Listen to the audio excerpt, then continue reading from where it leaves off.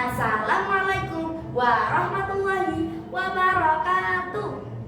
Tepakaken nami kula Laili Latul Mafidia.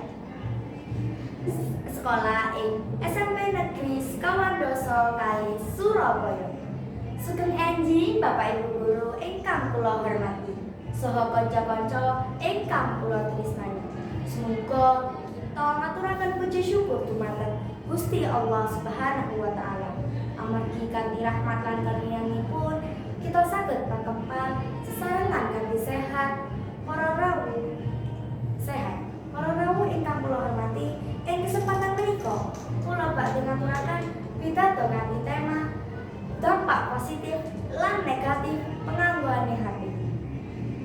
Sakmenika HP utawa handphone sampun dados salah satunggaling piranti ingkang raket sanget kaliyan gesol kita.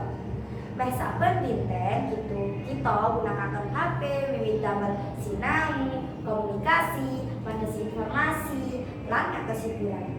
Penganggoane HP menika boten dampak positif. Kanthi HP kita saged mandhos informasi kanthi cepet lan gampang.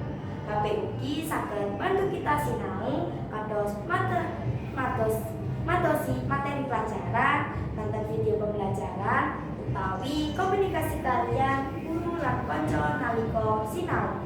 Salintune niku HP saged digunakaken damel komunikasi kalian keluarga lan sedherek ingkang tebih.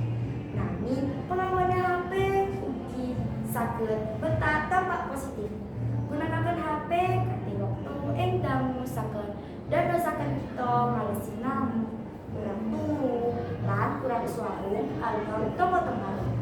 Banjur dolanan game utawi media sosial ugi saged dadosaken kita sumpah waktu lan boten fokus marang pelajaran.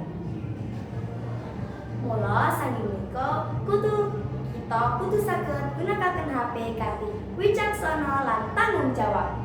Kita kudu saged ngatur wektu, kapan wektu sinau, kapan wektu ngaso, lan kapan wektu gunakaken HP.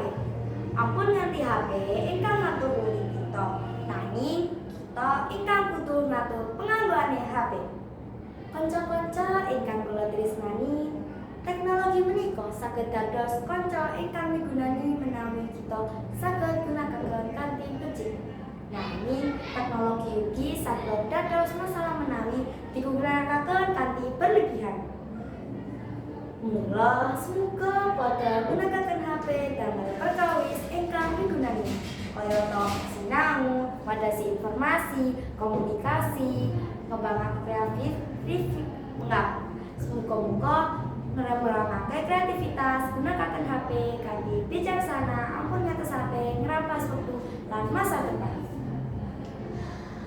Wonten SMP Negeri Sekawandoso Kali Surabaya nalika pasinaon HP dikemakaken, banjur nalika sampun rampung pasinaon HP dipunmakaken malih. Menika salah satunggaling usaha saking sekolah supaya para siswa boten kecanduan HP lan ganggu sinau. Mugi kita sedaya saged bijaksana nganggonipun ginakaken HP. Mekaten pitados saking kula mugi-mugi saged paringi manfaat lan dados pangeling-eling damel kita sedaya. Matur suwun sanget. Wassalamualaikum warahmatullahi wabarakatuh.